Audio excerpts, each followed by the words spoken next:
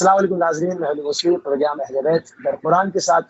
آپ کی خدمت میں حاضر ہوں۔ آج 11 مارچ ہے، 8 شعبان ہے اور جمعے کا روز ہے۔ پروردگار کی بارگاہ میں دعا گو بھی ہوں اور پر امید بھی ہوں کہ پوری دنیا میں آپ جہاں کہیں بھی ہوں گے، صفحے میں محمد و علی محمد علیہ السلام کے خیر واقعی ہوں گے۔ ناظرین، آپ کو ہمارے پروگرام کے فارمیٹ کا علم ہے۔ اہل بیت در قرآن میں سلسلے وار ہماری گفتگو کا سلسلہ جاری وساری ہے۔ قرآن کریم کے اندر جس تسلسل کے ساتھ اہل بیت کا ذکر ہے، ان آیات کو، ان کی تشریحات کو، اس کی شان نزول کو، اس کی تفاسیر کے ساتھ آپ کی خدمت میں تمام ذکر کو پیش کیا جا رہا ہے۔ آج اپنے سلسلے کو آگے بڑھاتے ہوئے گفتگو کریں گے اور ہمارے ساتھ ہمیشہ کی طرح موجود ہیں آپ کے دل عزیز شخصیت آیت اللہ سید نسیم عباس رشوی صاحب نجف اشرف عراق سے۔ قبلہ آپ کو پروگرام میں خوش آمدید کہتے ہیں۔ آپ کی خدمت میں سلام مسلم۔ علیکم السلام ورحمۃ اللہ وبرکاتہ۔ سلامت رہیں موسی صاحب۔ جزاک اللہ، جزاک اللہ۔ تھوڑی سی تمیدی گفتگو کے ساتھ ہمیشہ کی طرح ناظرین اپنے پروگرام کا آغاز کریں گے اور قبلہ ہر نبی سے آخری نبی کی نبوت اور مولا امیر المومنین کی امامت کا اقرار کب لیا گیا، کیا فرمائیں گے آپ؟ اعوذ باللہ من الشیطان الرجیم، بسم اللہ الرحمن الرحیم، الحمد للہ رب العالمین، الصلاۃ والسلام علی اشرف الانبیاء حبیب قلوبنا و طبیب نفوسنا ابی القاسم محمد وعلی آلہ الطیبین الطاہرین واللعنۃ الدائمہ علی اعدائہم اجمعین۔ اما بعد فقد قال اللہ سبحانہ وتعالی فی کتابہ المجید، بسم اللہ الرحمن الرحیم، وَإِذْ أَخَذَ اللَّهُ مِيثَاقَ النَّبِيِّينَ لَمَا آتَيْتُكُم مِّن كِتَابٍ وَحِكْمَةٍ ثُمَّ جَاءَكُمْ رَسُولٌ مُصَدِّقٌ لِّمَا مَعَكُمْ لَتُؤْمِنُنَّ بِهِ وَلَتَنصُرُنَّهُ، کہ جب اللہ نے نبیوں سے میثاق لیا کہ جو اللہ کی طرف سے کتاب تمہیں عطا ہوئی اور حکمت، پھر تمہارے پاس رسول آیا اور جو تمہارے پاس تھا اس کی تصدیق کرنے والا، تاکہ آپ اس پہ ایمان لے آؤ اور اس کی نصرت کرو۔ اس آیت سورہ آل عمران کی 81 نمبر آیت میں بسم اللہ کے بعد اللہ سبحانہ وتعالی نے جو اس آیت کے ضمن میں روایت کی روشنی میں ارشاد فرمایا ہے، امیر المومنین علی ابن ابی طالب علیہ السلام ارشاد فرماتے ہیں کہ اللہ نے انبیاء سے جو میثاق لیا وہ یہ تھا کہ اپنی امتوں کو خبر دیں کہ آخری رسول محمد صلی اللہ علیہ وآلہ وسلم وہ مبعوث ہوں گے، اور اس آخری نبی کی صفات اور کمالات کی خبر دیں، وَيُبَشِّرُهُمْ بِهِ، اور آخری نبی کی بشارت دیں، وَيَأْمُرُوهُمْ بِالتَّصْدِيقِ، اور اپنی امتوں کو یہ حکم دیں سابقہ انبیاء کہ آخری نبی کی نبوت کی تصدیق کریں، وَيَقُولُوا هُوَ مُصَدِّقٌ لِّمَا مَعَكُم مِّن كِتَابٍ وَحِكْمَةٍ، اور یہ بھی اپنی امتوں سے کہیں کہ جو کچھ آپ کے پاس کتاب اور حکمت کی باتیں پہنچی ہیں، اس بات کی وہ آخری نبی بھی تصدیق کرتے ہیں۔ وَإِنَّمَا اللَّهُ أَخَذَ مِيثَاقَ الْأَنبِيَاءِ لِيُؤْمِنَنَّ بِهِ، اور اللہ نے انبیاء سے یہ جو عہد اور میثاق لیا تاکہ آخری نبی پہ ایمان لے کے، یعنی خود وہ انبیاء ایمان لے کے آئیں، وَيُصَدِّقُوا بِكِتَابِهِ وَحِكْمَتِهِ، اور وہ اللہ کے آخری نبی کی کتاب اور حکمت کی تصدیق کریں، کما صدق بکتابہم وحکمتہم، جیسے کہ رسول خدا نے ان سابقہ انبیاء کی کتابوں اور ان کی حکمت و دانائی کی باتوں کی تصدیق کی۔ اس روایت کو مجموع البیان میں جلد نمبر 2 صفحہ 468 پہ بیان کیا گیا ہے، اور اسی طرح اسی آیت کے ضمن میں جو ہے مزید ایک روایت موجود ہے جس میں ارشاد ہوتا ہے لَتَنْصُرَنَّهُ وَلَتَنْصُرُنَّهُ، یہ قرآن کی آیت میں اس طرح جملہ موجود ہے، یعنی وَلَتُنْصِرُوا وَصِيَّهُ، یعنی اس مقام پہ روایت کہتی ہے، اور روایت امام صادق علیہ السلام سے ہے، بہار الانوار کی جلد نمبر 26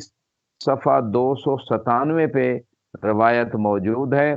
اور اس روایت میں امام علیہ السلام فرماتے ہیں کہ اللہ سبحانہ و تعالیٰ نے آخری رسول صلی اللہ علیہ وآلہ وسلم کی تصدیق کے بارے میں سابقہ انبیاء سے عہد لیا اور ان کی امتوں سے بھی عہد لیا، اور پھر جا کے وَلَتَنْصُرُنَّهُ کے مقام پہ کہ آپ لوگ ضرور ضرور اس کی نصرت کرو گے آخری نبی کی۔ اس سے مراد کیا ہے؟ امام فرماتے ہیں یعنی وصیہ امیر المومنین علیہ السلام کہ آخری نبی کی نصرت سے مراد یہ ہے کہ آخری رسول کے جو وصی ہیں علی ابن ابی طالب علیہ السلام، ان کی نصرت کرنا یہ سابقہ انبیاء سے عہد لیا گیا۔ وَلَمْ يَبْعَثِ اللَّهُ نَبِيًّا وَلَا رَسُولًا إِلَّا وَأَخَذَ عَلَيْهِ الْمِيثَاقَ لِمُحَمَّدٍ بِالنُّبُوَّةِ وَلِعَلِيٍّ بِالْإِمَامَةِ کہ اللہ نے کسی نبی کو نہیں بھیجا، کسی رسول کو نہیں بھیجا، مگر یہ کہ آخری نبی کی نبوت کا اقرار لیا اور علی علیہ السلام کی امامت کا اقرار لیا۔ یہ سبحان اللہ۔ روایت اس مقام پہ جی یہ اس حصے کے حوالے سے ہے، اور مزید آگے روایت اور مقام پہ ابو حمزہ سمالی سے جن امام باقر علیہ السلام فرماتے ہیں کہ مولا علی علیہ السلام نے جو ہے ایک روایت کو نقل کیا ہے، اور اس روایت میں ایک لمبی روایت ہے جو محل شاہد ہے، وہ میں آپ کی خدمت میں عرض کر دیتا ہوں کہ اللہ سبحانہ و تعالیٰ نے اپنی مخلوق کو جو ہے دنیا میں یعنی خلق کرنے سے پہلے وَأَخَذَ مِيثَاقَ الْأَنْبِيَاءِ بِالْإِيمَانِ وَالنُّصْرَ لَنَا کہ اللہ نے انبیاء سے دو عہد لیے، ایک ہمارے اوپر ایمان لانا اور ہم اہل بیت کی نصرت کرنے کا، اور یہ بات قرآن کے اندر اسی آیت میں موجود ہے۔ اور نصرت سے مراد امام فرماتے ہیں کہ آخری نبی کی وصی کی نصرت مراد ہے۔ فقد آمنوا بمحمد صلی اللہ علیہ وآلہ وسلم ولم ينصروا وصیہ، اللہ کے آخری نبی پہ تو ایمان لیا ہے سابقہ انبیاء، لیکن سابقہ انبیاء نے آخری نبی کے وصی کی ابھی تک نصرت نہیں کی۔ وَسَيَنْصُرُونَهُ جَمِيعًا، اور یہ سابقہ سارے انبیاء آخری نبی کے وصی کی نصرت کریں گے۔ اس حوالے سے یہ روایت بتا رہی ہے، اور اس روایت میں جو آخر میں جا کے ایک لمبی حدیث ہے، اس حدیث میں یعنی کہا یہ جا رہا ہے کہ رجت کے عقیدے میں جب رجت ہوگی سب ائمہ واپس آئیں گے اور انبیاء بھی آئیں گے، اور وہ انبیاء جو ہیں آخری نبی کے وصی امیر المومنین علیہ السلام کی نصرت کریں گے۔ یہ اس روایت سے ہمیں اور اس آیت کے ضمن میں یہ بات سامنے آتی ہے،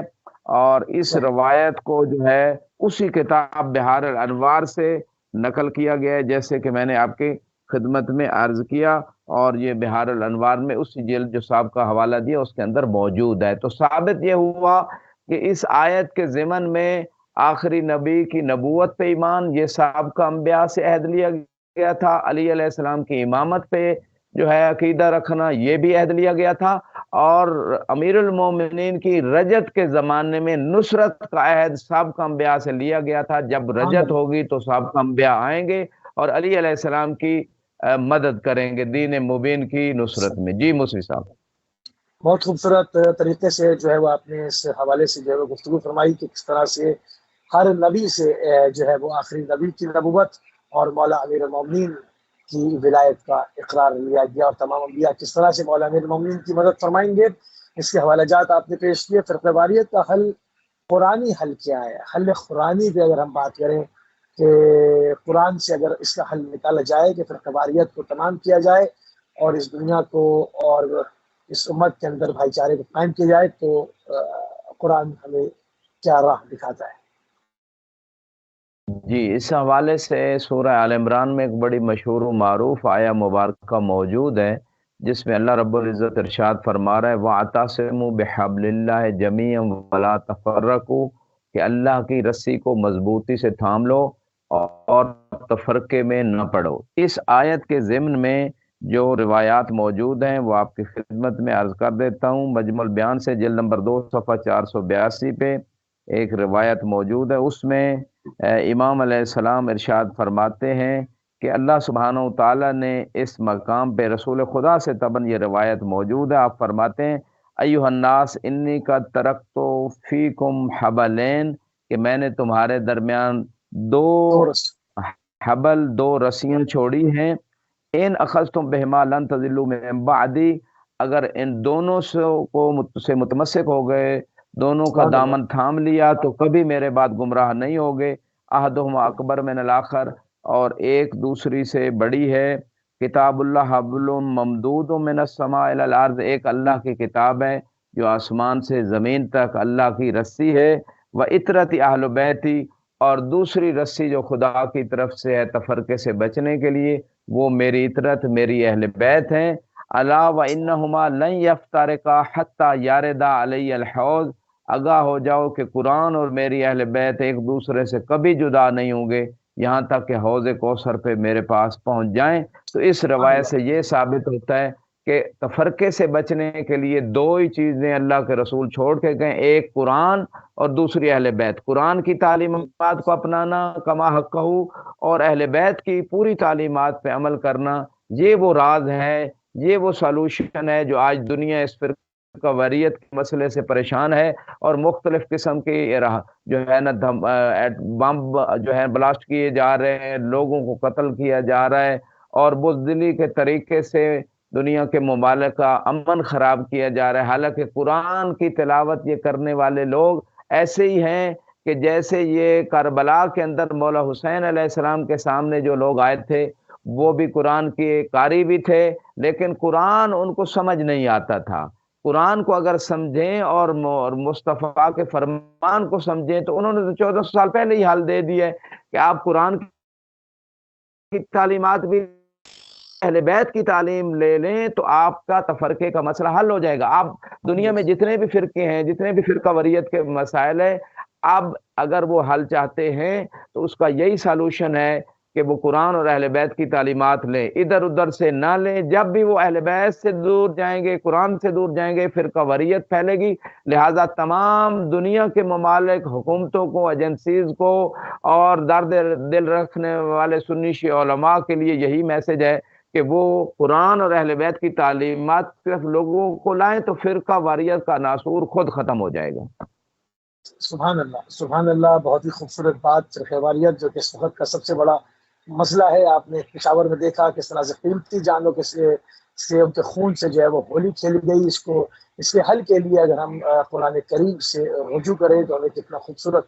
سبق ملتا ہے۔ قرآن کریم میں کس کا ایڈریس دے رہا ہے؟ وہی اہل بیت علیہ السلام جن کے پروردگار کی طرف سے مضبوط رسی ہے، جس کو تھام لینے کا رسول اللہ صلی اللہ علیہ وسلم کا حتمی حکم بھی ہے۔ آگے بڑھتے ہیں، قبلہ خیر کی طرف بلانے والی امت کون سی ہے؟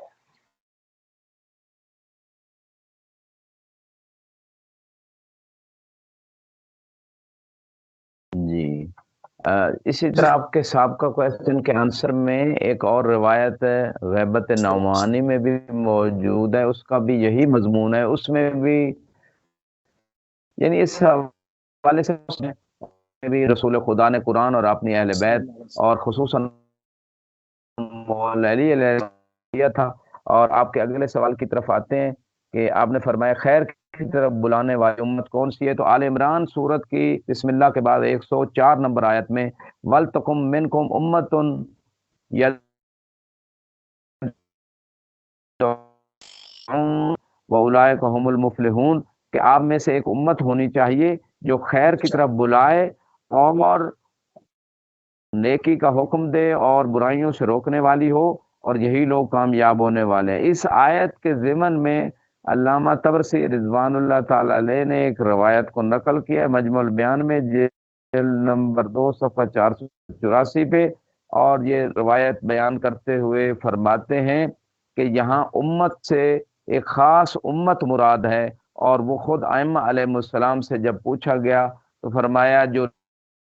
نیکی کی طرف بلاتے ہیں، برائی سے روکتے ہیں اور کامیاب ہیں، یہ کون ہے؟ چھٹے امام علیہ السلام فرماتے ہیں نحن، ہم وہ امت، ہم اہل بیت ہیں جو نیکی کی طرف بلاتے ہیں، برائی سے روکتے ہیں اور کامیاب لوگ ہیں۔ تو یہ وہ ہستیاں ہیں کہ جن کو اول مصداق کے طور پہ، ابرز مصداق کے طور پہ، اعلیٰ مصداق کے طور پہ اس آیت کے ضمن میں، اس روایت کی روشنی میں قرار دیا جا سکتا ہے کہ جو خیر کی طرف بلانے والی ہستیاں ہیں وہ اہل بیت علیہ السلام ہے۔ لہٰذا جو لوگ بھی یہ چاہتے ہیں کہ وہ کامیاب ہو جائیں تو اس خیر کی طرف جس کی طرف اللہ نے بلایا ہے، اور وہ اہل بیت علیہ السلام ہیں جو اس خیر کی طرف بلانے والے ہیں، ان سے دین لیں۔ اور بلکہ یہاں پہ میں کچھ ایڈ کروں گا، یہ جو حی علی خیر العمل کو اذان سے نکالا گیا، حالانکہ سبحان رسول اللہ، خدا سبحان کے صلی دور اللہ علیہ میں وسلم۔ خیر العمل تھا، اور وہ کون سا خیر عمل تھا؟ جو غدیر پہ جب لوگوں کو جمع کیا گیا تو حی علی خیر العمل کہہ کے بلایا گیا کہ آؤ خیر عمل کی طرف، اور جب لوگ جمع ہو گئے تو وہ خیر عمل کیا تھا؟ من کن تو مولا ہو فہذا علی مولا، کہ جس جس کا میں مولا ہوں اس کا علی مولا ہے۔ اور اس خیر عمل کی اذان میں جو رسول خدا کے زمانے میں اجازت تھی، لوگوں کو غدیر یاد دلاتی تھی خیر عمل، اور لوگوں کو وہ رسول خدا کا اعلان یاد آتا تھا، لہذا اس یاد کو بھلانے کے لیے اذان سے خیر العمل کو حی علی خیر العمل کی سے ہٹا دیا گیا۔ اور قرآن میں بھی اسی مقام پہ ایک اور مقام پہ آیت مبارکہ موجود ہے، الذین آمنوا وعملوا الصالحات اولئک هم خیر البریہ، کہ جو لوگ ایمان لے آئے اور نیک عمل کرتے ہیں یہ خیر بریہ ہیں۔ اور جب رسول خدا سے پوچھا گیا تو آپ نے فرمایا علی اور علی کے شیعہ جو ہیں وہ خیر البریہ ہیں۔ تو خیر کا سبحان جہاں اللہ۔ بھی تذکرہ ہوا ہے وہاں خیر سے مراد محمد و آل محمد ہیں، اور ان کی ولایت ہے، ان کی امامت ہے۔ ہاں، یہاں اس مقام پہ جو خیر امت کہا گیا کہ آپ میں سے ایک امت ہونی چاہیے جو خیر کی طرف بلانے والی ہو، یعنی یہاں بھی خیر، تو پورا دین ہی خیر ہے، لیکن بالخصوص جو ہے جو امت خیر کی طرف بلانے والی، یہاں ایک مصداق ولایت اہل بیت علیہ السلام ہے کہ آپ میں سے صلی ایک اللہ گروہ ایسا ہونا چاہیے۔ ایک تو اہل بیت خود بلاتے ہیں، اور اہل بیت کے پیروکاروں کو، سنی شیعہ مسلمانوں کو یہ چاہیے کہ وہ اہل بیت کی امامت و ولایت کی طرف بلائیں لوگوں کو۔ بلکہ ہم جو جنازے میں ایک جملہ کہتے ہیں اللہم انا لا نعلم منہ الا خیرن، کہ پروردگار میں خیر کے علاوہ کچھ نہیں جانتا۔ بندہ ناچیز کی تحقیق کے مطابق آیات و روایات کی روشنی میں، حالانکہ بندہ جانتا ہوتا ہے کہ اس سے کبھی غیبت ہوتی تھی، کبھی تکبر ہوتا تھا، کبھی حسد ہو جاتا تھا، کبھی نماز چھوٹ جاتی تھی، کوئی نہ کوئی گناہ ہو جاتے تھے، لیکن وہ اس مقام پہ بندہ یہ کہہ رہا ہے پروردگار ممکن ہے اس نے توبہ کر لی، تو نے بخش دیا، یہ بات تو میں یقینی طور پہ نہیں جانتا کہ اس کے اندر کوئی برائی تھی رہ گئی تھی، لیکن یہ بات یقینی طور پہ جانتا ہوں کہ یہ محمد و آل محمد کی ولایت کا قائل تھا، ولایت کا عقیدہ رکھتا تھا۔ سبحان اللہ، سبحان اللہ، سبحان اللہ۔ قبلہ روز محشر سفید چہرے والوں کا ذکر کیا گیا ہے، اور کہ وہ کون ہوں گے، اور ساتھ میں کچھ چہرے ہیں وہ سیاہ چہرے ہوں گے، جس کو ہم عموماً کہتے ہیں کہ پھٹکار زدہ چہرے۔ تو یہ سفید چہرے، روشن چہرے، خوبصورت چہرے، اور اس کے مد مقابل ان چہروں لعنت اور پھٹکار پڑی ہوئی ہے، ان کو سیاہ چہرے کہا گیا۔ یہ کون لوگ ہیں؟ جی، اسی سورہ آل عمران کی 106 اور 7 نمبر آیت میں پروردگار ارشاد فرما رہا ہے یوم تبیض وجوہ و تسود وجوہ، کے روز قیامت کچھ چہرے سفید اور روشن ہوں گے اور کچھ چہرے سیاہ ہوں گے۔ فَأَمَّا الَّذِينَ اسْوَدَّتْ وُجُوهُهُمْ أَكَفَرْتُمْ بَعْدَ إِيمَانِكُمْ، تو جن کے چہروں پہ پھٹکار پڑی ہوگی اور سیاہ ہو جائیں گے اس خدا کی لعنت کی وجہ سے، تو ایسے چہروں سے جو ہے وہ کہ آپ وجہ کیا ہے؟ خدا فرما رہا ہے کہ جن کے چہرے سیاہ ہوں گے، کیا تم نے ایمان کے بعد کفر کیا ہے؟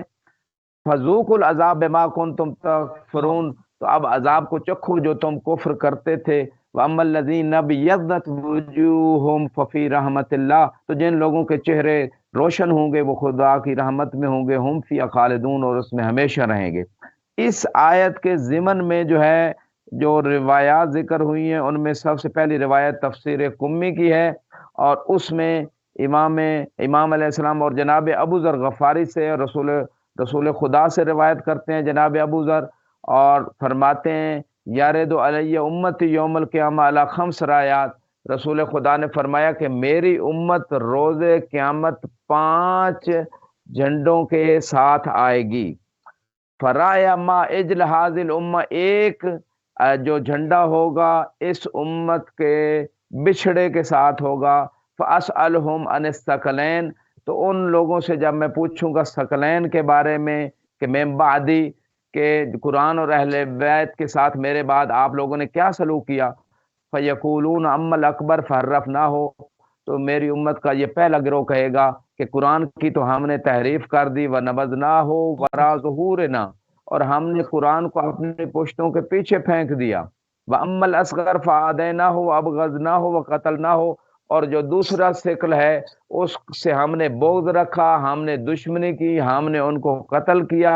فَأَقُولُ لَهُمْ رِدُوا النَّارَ ظَمْأً مُزْمَعِينَ مُسْوَدَّ وُجُوهُكُمْ۔ رسول خدا فرماتے ہیں کہ میں ایسے گروہ سے کہوں گا اپنی امت کے کہ آگ، جہنم کی آگ کی طرف چلے جاؤ پیاسی حالت میں، اور تمہارے چہرے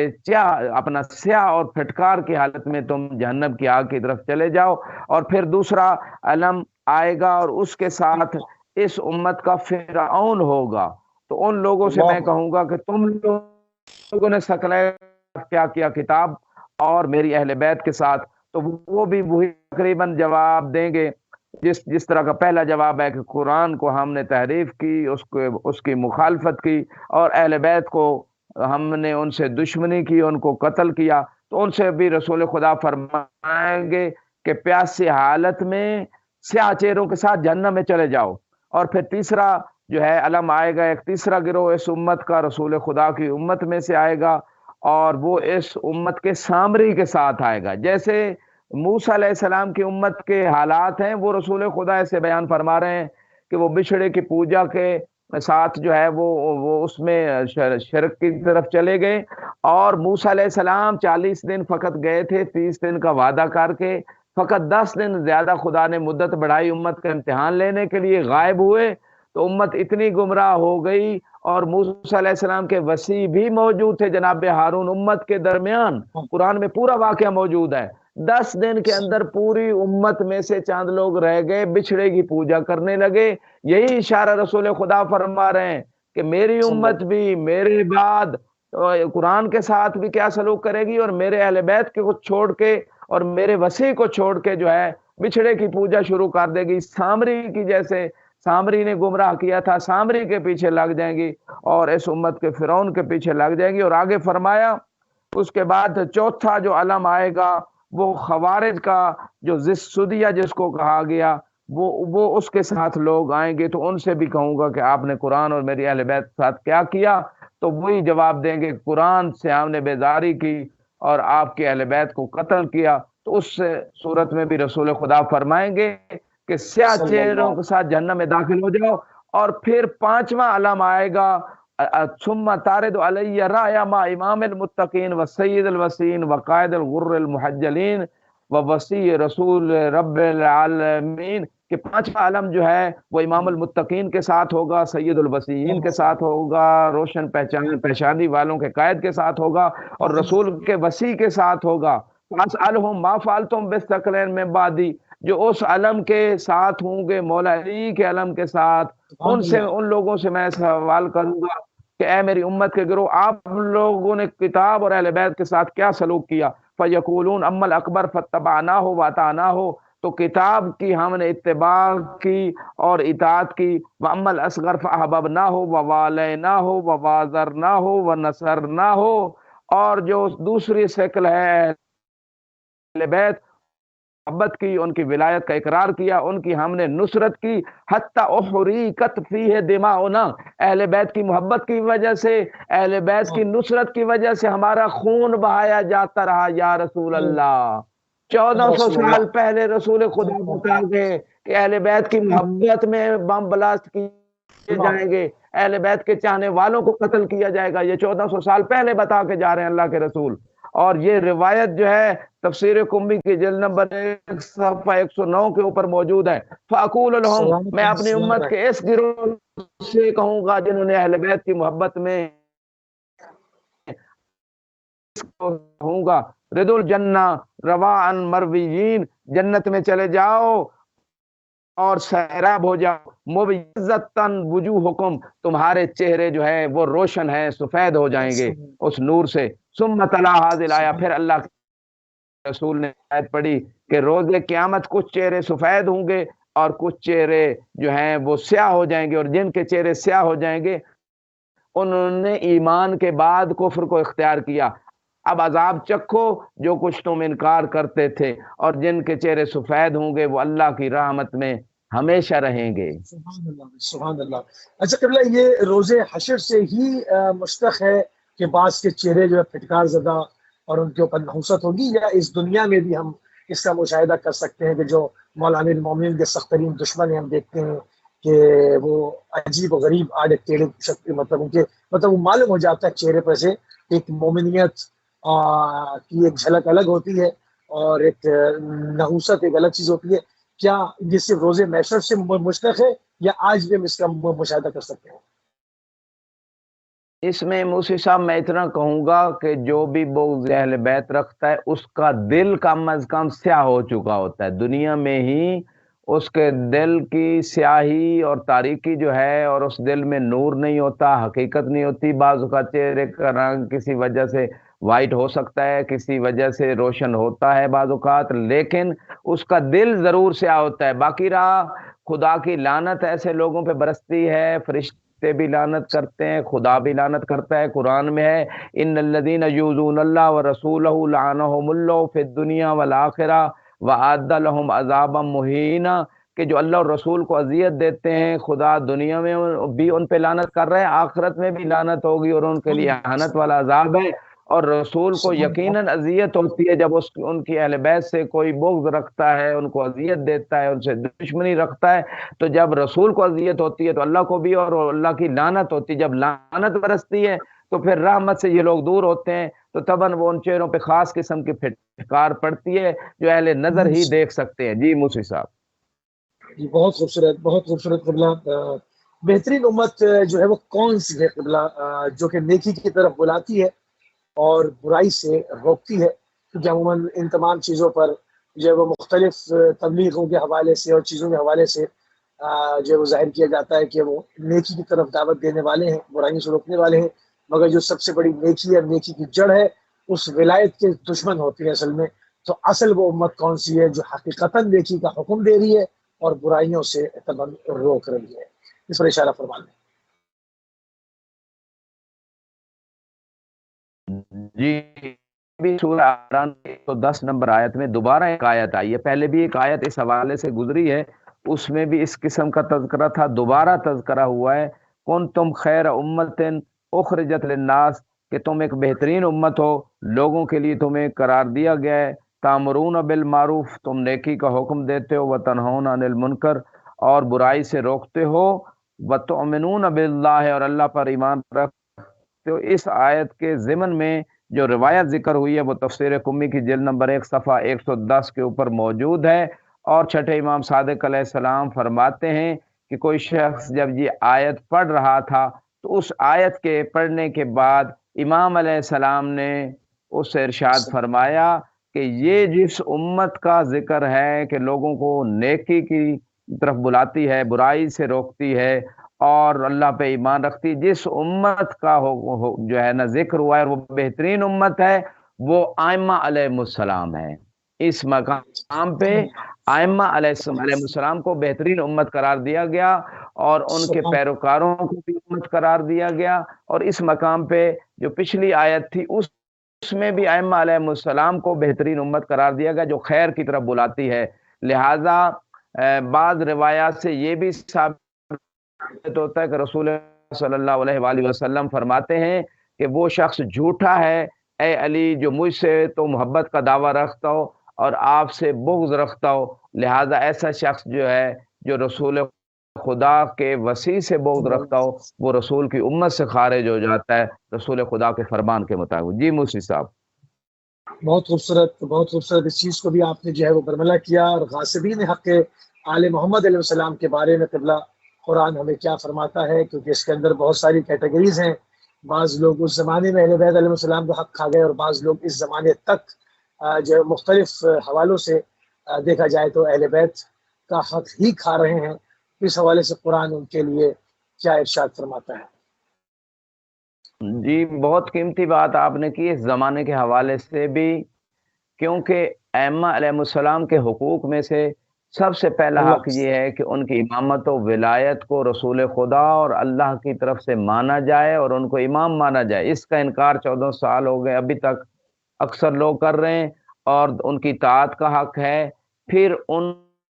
کا جو حق ہے، چاہے وہ خمس کے حوالے سے ہو، فے کے حوالے سے ہو، اور وہ آیت آج بھی موجود ہے قرآن کے اندر، وہ نسخ نہیں ہوئی، اور اس آیت میں ہر فائدے کی بات ہے۔ مفتی حنیف قریشی نے ایک مرتبہ میڈیا پہ بڑی اچھی بات کی کہ اہل بیت کا حق ادا کیا جائے خمس کی صورت میں، چاہے وہ آئل سے پرافٹ ہو، معدنیات سے ہو، عمومی نفع جو ہوتا ہے وہ سب کے اوپر واجب ہے۔ جب قرآن میں آیت موجود ہے، روایات موجود ہیں، تو ابھی تک اہل بیت کا حق کھایا جا رہا ہے، اور اہل بیت کے حقوق میں سے ایک حق جو ہے وہ ان کی حکومت کا حق ہے۔ جیسے رسول اسلام جو ہے حاکم تھے، الست اولی بالمؤمنین من انفسہم، خطبہ غدیر میں آپ نے فرمایا، اور قرآن میں بھی النبی المؤمنین من انفسہم کہ نبی اولا تصرف ہیں، تو پھر اس کے بعد فرمایا کہ جب میں آپ کے اوپر اولا بے تصرف ہوں، یعنی آپ کا حاکم ہوں، تو علی بھی پھر آپ کے اوپر حاکم ہے۔ تو یہ بھی حق حکومت جو اہل بیت کو اللہ کی طرف سے، رسول کی طرف سے ملا ہے، یہ بھی امت نے آج تک اقرار نہیں کیا، اور ان کو یہ حق نہیں دے رہے۔ اور اسی حق کے حصول کے لیے، تاکہ اصلی دین کی نشر و اشاعت ہو، امام زمانہ علیہ السلام کا یہ مہینہ بھی ہے 15 شعبان، ان کی آمد کی تاریخ بھی کبھی قریب ہے، تو امام زمانہ اسی انتظار میں بیٹھے ہوئے ہیں، پردہ غیبت میں اللہ کے حکم سے حق دینے کے لیے اپنے ذہن کو تیار کرے، جو حکومت ان کا حق ہے، اور کب وہ اپنے آپ کو آمادگی کے طور پہ، ذہنی اور دلی آمادگی کے طور پہ، کہ یہ حق جو مولا علی سے چھینا گیا، تو اب اس حق کو واپس پلٹایا جائے اس علی علیہ السلام کے اس بیٹے کی طرف، کہ جن کے پیچھے امام مہدی علیہ السلام کے پیچھے جناب عیسیٰ نماز پڑھیں گے۔ سنی شیعہ کتابوں سے یہ بات ثابت ہے۔ تو جب وہ حکومت کا جو حق امام مہدی کا ہے، وہ تب واپس ہو سکتا ہے جب امت کے اندر احساس پیدا ہو، ان کی امامت کا اقرار کیا جائے، اور خطبہ شیخیہ جو سنی شیعہ کتابوں میں معتبر ترین اور بڑے تفاصیل اور اسناد کے ساتھ خطبہ موجود ہے، اس میں مولا علی فرماتے ہیں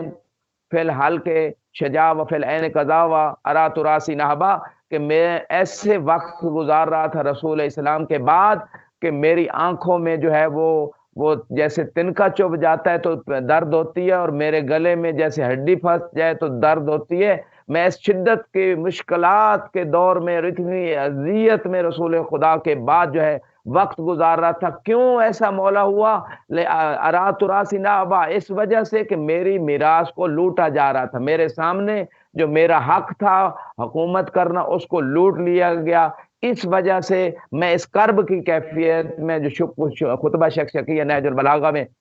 موجود ہے، تو یہ حق حکومت جو اہل بیت علیہ السلام کا ہے، جب اس حق کو امت تسلیم کرے گی اور ان کو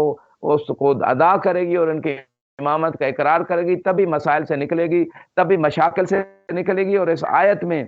جو آپ نے سوال کیا وہ کیا موجود ہے، میں آپ کی خدمت میں عرض کر دیتا ہوں۔ 112 نمبر آیت ہے، ضربت علیہم الذلہ اینما ثقفوا، کہ ایسے لوگوں کے اوپر جہاں مرضی چلے جائیں خدا نے ذلت قرار دے دی ہے، الا بحبل من اللہ، مگر یہ ذلت سے تب نکل سکتے ہیں جب اللہ کی رسی کو مضبوطی سے تھام لیں۔ پہلے بھی بات ہوئی کہ وہ دو رسیاں کیا ہیں، ایک قرآن اور دوسری اہل بیت، جو آج امت مسلمہ کے اوپر ذلت کے ہر جیسے اقتصادی، سیاسی، امن، ہر جیسے علمی اعتبار سے جو ذلت اور پسپائی ہے دنیا کے سامنے، اس کی ریزن اس وقت سے ہی وہ ابتدا شروع ہو گئی تھی۔ بلکہ ایک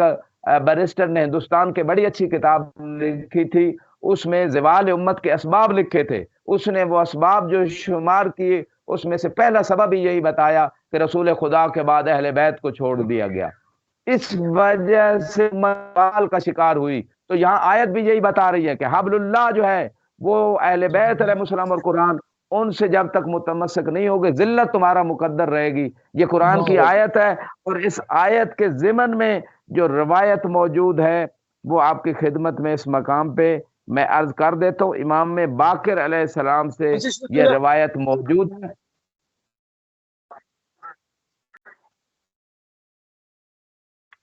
جی موسوی صاحب، آپ شاید کچھ سوال کر رہے تھے۔ تو امام باقر علیہ السلام اس مقام پہ بسم اللہ ارشاد الناس، اس آیت کے معنی ہو ان ہؤلاء الغاصبین ضربت علیہم جمیعہم الذلہ، کہ جن لوگوں نے، امام تفسیر قمی سے روایت عرض کر رہا ہوں، امام علیہ السلام فرماتے ہیں انہا نزلت فی الذین غصبوا حقوق آل محمد علیہ السلام، کہ یہ آیت ان لوگوں کے بارے میں نازل ہوئی جنہوں نے اہل بیت علیہ السلام کے حقوق کو غصب کیا۔ الا بحبل من اللہ، اس کا معنی ان ہؤلاء الغاصبین، کہ ان لوگوں کے اوپر اللہ کی طرف سے ذلت ہے، اور یہ دنیا و آخرت میں خزی اور ہوان ہے، چاہے جہاں مرضی موجود ہوں۔ الا من اعتصم منہم بحبل من اللہ، مگر جو لوگ اللہ کی رسی سے مضبوطی سے متمسک ہو جاتے ہیں محمد و آل محمد سے، ان سے خدا نے جو ہے نا ذلت کو دور کیا ہے۔ یہی بات امام باقر علیہ السلام بھی اس مقام پہ ارشاد فرما رہے ہیں، حبل من اللہ کتاب اللہ و حبل من الناس علی ابن ابی طالب، کہ یہ قرآن میں جو دو رسیوں کا ذکر ہے، ایک رسی اللہ کی کتاب ہے اور دوسری رسی علی ابن ابی طالب علیہ السلام ہے۔ اور اسی بات کی تائید میں رسول خدا کا وہ مشہور فرمان موجود ہے، انی تارک فیکم الثقلین کتاب اللہ و عترتی اہل بیتی ما ان تمسکتم بہما لن تضلوا من بعد ابدا ولن یفترقا حتی یارد علی الحوض، کہ دو چیزیں چھوڑ کے جا رہا ہوں، ایک اللہ کی کتاب اور دوسری میری عترت اہل بیت، جب تک دونوں سے متمسک رہو گے کبھی گمراہ نہیں ہوگے، اور یہ دونوں جدا نہیں ہوں گی یہاں تک کہ حوض کوثر پہ پہنچ جائیں۔ ان تمام روایات جو سنی مصادر میں بھی تواتر سے ثابت ہیں،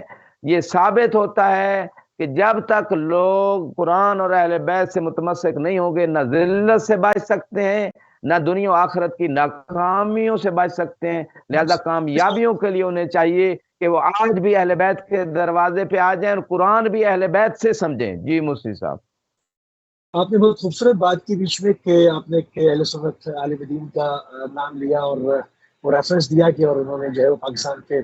معروف ٹی وی پہ بیٹھ کے یہ کہا تھا کہ یہ پوری امت جو ہے وہ حق غضب کر رہی ہے، مطلب بعض اس میں جان کے کر رہے ہیں اور بعض کو علم ہی نہیں ہے، جو ان کو سکھائی نہیں گیا کہ اس کے اندر جس طرح وہ زکوٰۃ نکالتے ہیں شوق کے ساتھ، جو اس وزن نہیں کرنا چاہیے، اگر ان کو بتایا نہیں گیا کہ اس میں سے خمس بھی نکلتا ہے اور خمس اہل بیت علیہ السلام کے کا حق ہے اور ان کی آل کا حق ہے، سادات کا حق ہے، تو خمس خوروں کی سزا کیا ہے؟ جو بھی خمس خور ہے کسی بھی طرح سے وہ خمس کھا رہا ہے، چاہے وہ خمس نکالا جا رہا ہے اس کے پاس آ رہا ہے وہ اس کو اپنے باپ کا مال سمجھ کے کھا رہا ہے، یا وہ خمس نکال ہی نہیں رہا اور اپنے مال میں مال وہ حرام شامل کر رہا ہے، تو خمس خور کی سزا کیا ہے؟ پھر روشنی ڈال دیں۔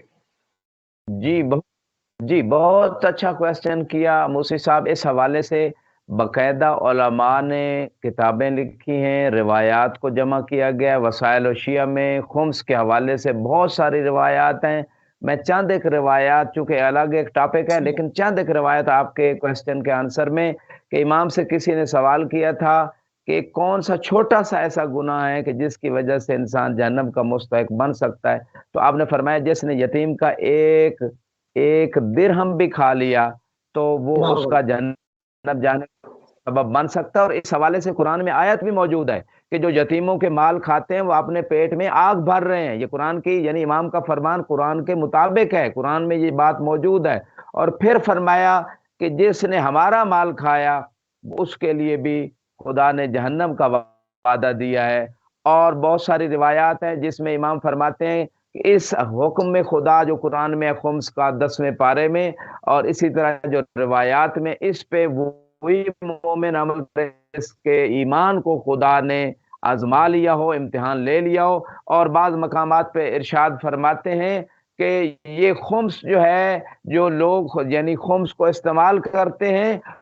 بلکہ فتاوی میں بھی موجود ہے کہ ان کے بغیر اجازت کے یا سادات کا حق نہیں دے رہے یا مال امام نہیں دے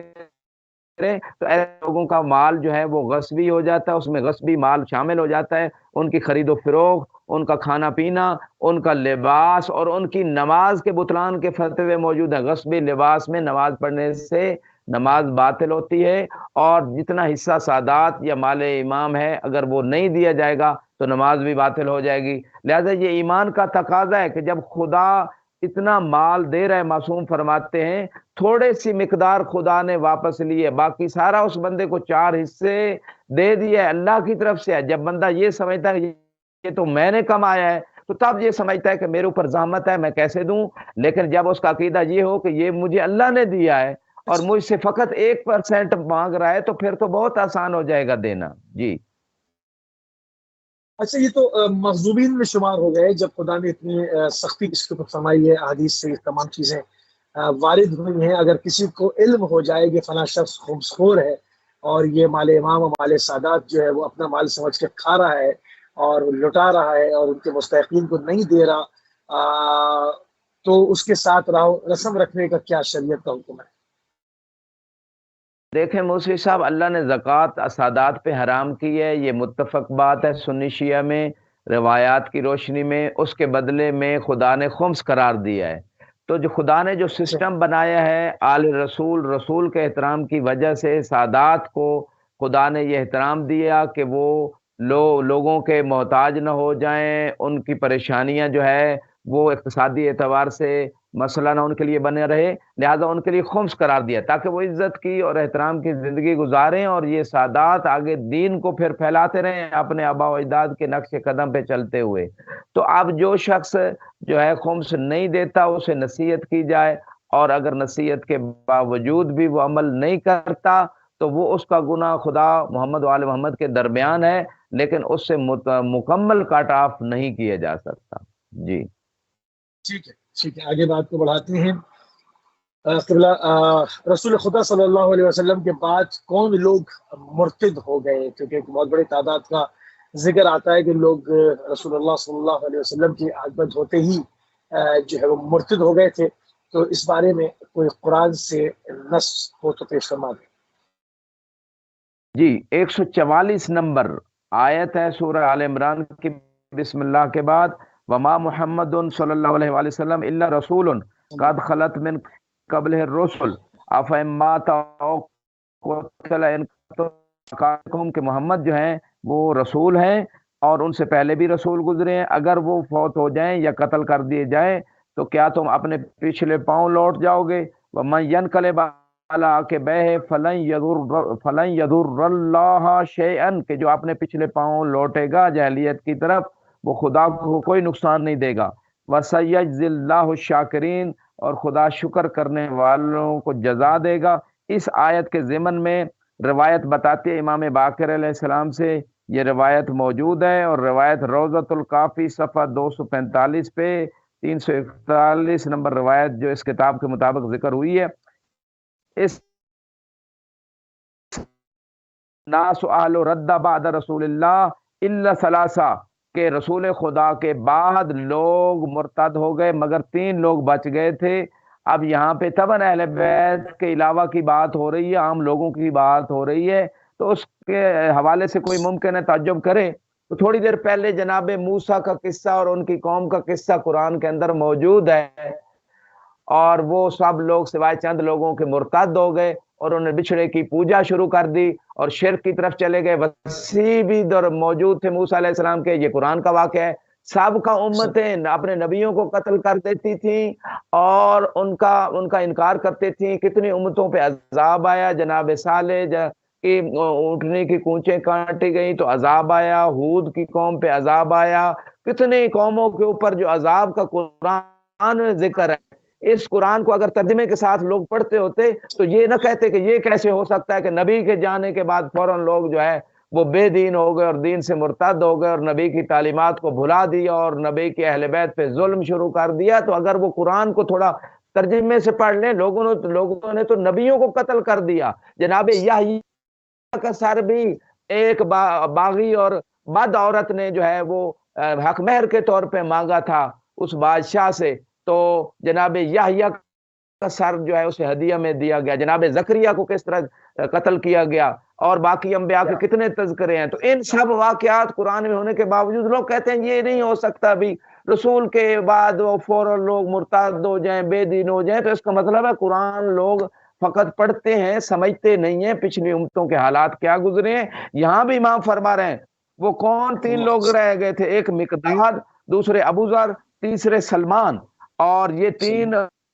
جو ہستیوں کا ذکر ہے اہل بیت کے علاوہ. ثم عرف اناس ھذا الامر بعد یسیر، پھر امام فرماتے ہیں کچھ ایسا ایسا وقت گزرتا رہا، کچھ اور لوگ بھی اس قافلے میں بعد میں ایمان کی طرف آ گئے اور شامل ہو گئے، جیسے ابو ایوب انصاری ہیں، جیسے بلال ہیں، جیسے اور اس طرح کے لوگ جو ہیں آپ ان کو شمار کر سکتے ہیں۔ قال وهؤلاء الذين دارت عليهم الرحى وابوا ان يبايعوا حتى جاءوا بامير المؤمنين مكرها، ان لوگوں نے بیعت نہیں کی تھی یہاں تک کہ مولا علی کو زبردستی لے کے آیا گیا، اور اس مقام پہ ارشاد فرماتے ہیں، یہی آیت امام علیہ السلام نے تلاوت کی کہ اگر رسول دنیا سے چلے جائیں، فوت ہو جائیں یا قتل کر دیے جائیں تو تم پچھلے پاؤں لوٹ جاؤ گے، یعنی وہی کفر اور جہلیت کی طرف۔ آیت بھی بالکل واضح ہے، یعنی اس آیت سے بھی سمجھ آ رہی ہے، اگر بندے تھوڑا سا غور کریں کہ یہ لوگ پچھلے پاؤں لوٹ گئے،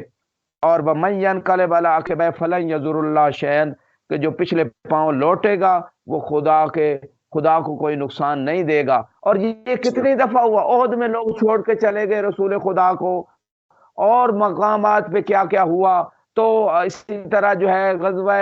اپنا صلح حدیبیہ سے پہلے کیا ہوا، صلی اللہ علیہ وآلہ وسلم کی نبوت میں لوگ شک کرنے لگے، ان کے سامنے یہ کہنے لگے۔ تو یہ ساری باتیں، یہ سارے واقعات جو قرآن اور روایات سے اور تاریخ سے ثابت ہیں۔ اور اس مقام پہ امام علیہ السلام مزید ارشاد فرماتے ہیں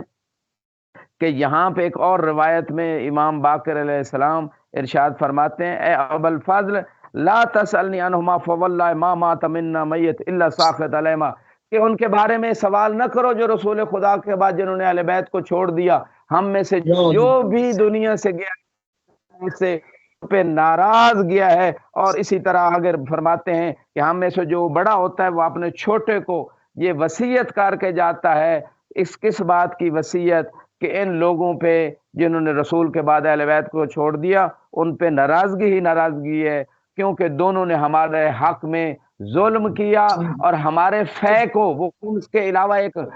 فے بھی تھا جو قرآن میں جس کا تذکرہ ہے، ان لوگوں نے ہمارے فے کو ضائع کیا، ہمارا حق جو تھا وہ بھی انہوں نے ضائع کیا، اور ہماری گردنوں پہ ان لوگوں کو مسلط کیا ان لوگوں نے۔ اور یہ بات خطبہ بعض اور خطبوں کے اندر بھی یہ بات موجود ہے۔ اور اسی مقام پہ امام علیہ السلام فرماتے ہیں کہ جب ہمارا قائم ان کا قیام ہوگا تو اس وقت لوگوں پہ یہ سارے حقائق جو ہیں جو چھپے ہوئے ہیں وہ ظاہر ہو جائیں گے۔ اور آخر میں جو امام علیہ السلام نے جملہ ارشاد فرمایا، روضۃ الکافی صفحہ 245 حدیث 340 کے اندر یہ ساری بات موجود ہے۔ آخر میں امام علیہ السلام فرماتے ہیں، واللہ ما امست من بلیہ ولا قضیہ تجری علینا اہل البیت الا ہما سببا اولہما فعلیہما لعنت اللہ والملائکہ والناس اجمعین، کہ ہم اہل بیت کے اوپر جو بھی مصائب آئے وہ ان لوگوں کی وجہ سے آئے جنہوں نے رسول اسلام کے بعد ہمیں چھوڑ دیا، تو ان لوگوں پہ اللہ ملائکہ کے لوگوں کی لعنت ہے، جیسے قرآن نے بھی کہا ان الذین یؤذون اللہ ورسولہ لعنہم اللہ فی الدنیا والآخرہ، کہ اللہ رسول کو جو اذیت دیتے ہیں، اہل بیت کو اذیت دی، جس زمانے میں دی، جب دی، جس انداز سے دی، تو ان پہ اللہ کی لعنت قرآن کی نص سے ثابت ہے۔ جی موسوی صاحب۔ سبحان اللہ، سبحان اللہ، بہت ہی خوبصورت طریقے سے اس کو آپ نے جو ہے وہ بیان فرمایا، اور کسی وقت انشاءاللہ زندگی رہی تو اس کے ساتھ فے کے اوپر بھی ایک پورا پروگرام جو ہے وہ انشاءاللہ آپ کے ساتھ ترتیب دیں گے، تاکہ جہاں تک ہماری آواز جاتی ہے لوگوں کو پتہ چل جائے کہ اہل بیت علیہ السلام کا کیا کیا حق یہ امت جو ہے وہ جس کو معلوم ہی نہیں ہے، چند لوگوں کو معلوم ہے۔ ان کی مثال جو علماء یہود جیسی ہے کہ وہ جن کا ذکر ہوا کہ وہ جانتے ہیں مگر جو ہے وہ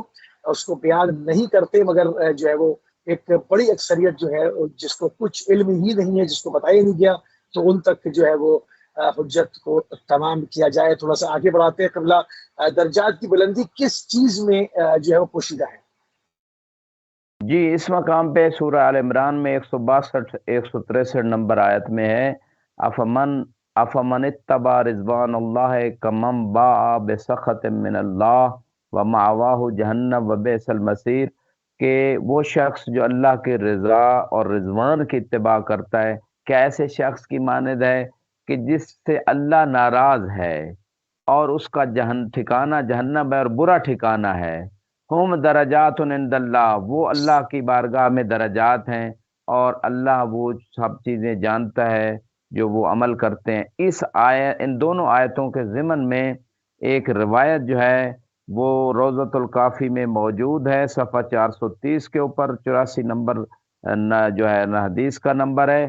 اس میں راوی کہتا ہے کہ میں نے امام صادق علیہ السلام سے اسی آیت کے حوالے سے سوال کیا تو آپ نے فرمایا الذین اتبعوا رضوان اللہ ہم الائمہ علیہ السلام، کہ جنہوں نے اللہ کی رضا کی اتباع کی اور رضوان کی اتباع کی وہ ائمہ علیہ السلام ہیں۔ اور اس کے بعد فرمایا وَبِوِلَایَتِهِمْ وَمَعْرِفَتِهِمْ إِيَّانَا تَضَاعَفَ أَعْمَالُهُمْ، اور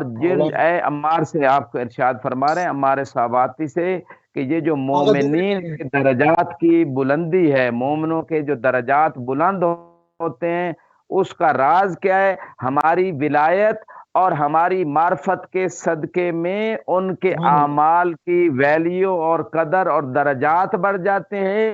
وَيَرْفَعِ اللَّهُ لَهُمُ الدَّرَجَاتِ الْعُلَىٰ، اور یہ ہماری ولایت اور معرفت کے صدقے میں خدا ان کو عالی درجات عطا کرتا ہے۔ یہ روایت اس مقام پہ علیہ السلام نے اس کو بیان کیا ہے، اور اسی روایت کے آگے تتمے میں یہ عالم دین لکھتے ہیں کہ یہ جو اعلیٰ درجات ہیں یہ ائمہ اور ان کی معرفت اور ان کی ولایت کا اقرار رکھنے والوں کے لیے ہے۔ اور اس کے بعد فرماتے ہیں وَأَعْدَاؤُهُمْ أَسْفَلُ الدَّرَكَاتِ، اور جو محمد و آل محمد کے دشمن ہیں وہ نچلے ترین جہنم کے جو ہے نا وہ گڑھے کے اندر موجود ہیں۔ اور یہ بات قرآن سے بھی ثابت ہے، قرآن نے بالکل تصریح کے ساتھ کہا ان المنافقین فی الدرک الاسفل من النار، کہ جو منافقین ہیں وہ جہنم کے سب سے گہرے گڑھے کے اندر موجود ہیں۔ اب سوال پیدا ہوتا ہے کہ کیا وجہ مشرکوں کافروں سے بھی زیادہ سخت عذاب؟ اس کی وجہ بالکل واضح ہے کہ مشرک اور کافر تو ممکن ہے کہیں اس سے اشتباہ ہوا ہو، کہیں وہ گمراہی کا شکار ہو گیا ہو، لیکن وہ دشمنی اہل بیت نہیں رکھتا تھا۔ منافقین کی مصیبت یہ ہے دشمنی، اور جاننے کے بعد جو ہے اگر دشمنی ہو گئی تو اس کا عذاب بھی سخت ہوگا۔ اسی وجہ سے اللہ نے منافقین کو سب سے گہرے گڑھے کے اندر، جہنم کے سب سے نچلے طبقے کے اندر رکھا ہے۔ جزاک اللہ، جزاک اللہ، انتہائی مشکور ہیں اور انتہائی ممنون ہے کہ آپ نے اپنا قیمتی وقت اہل بیت ٹی وی کو دیا۔ غزوہ احد کے بعد کون سی آیات مولا امیر المومنین کی شان میں نازل ہوئی، اس کو انشاءاللہ اگلے پروگرام میں جو ہے وہ ٹاپ کے اوپر جو ہے وہ رکھیں گے، اور یہاں سے ہم انشاءاللہ شروع کریں گے۔ پروردگار نے زندگی دی تو آج اس وقت ہمارے پروگرام کا ٹائم تمام ہو گیا۔ انتہائی مشکور اور ممنون ہے آیت اللہ سید نسیم عباس سے نجفی صاحب کے نجف اشرف عراق سے آپ ہمارے ساتھ شامل رہے، اور یہ سلسلہ جو کہ ایک تسلسل کے ساتھ ہے، جس میں اہل بیت علیہ السلام کی شان میں جس سلسلے کے ساتھ قرآن میں آیات ایک کے بعد پے در پے نازل ہوتی رہی ہیں، ان کو ان کی شان نزول کے ساتھ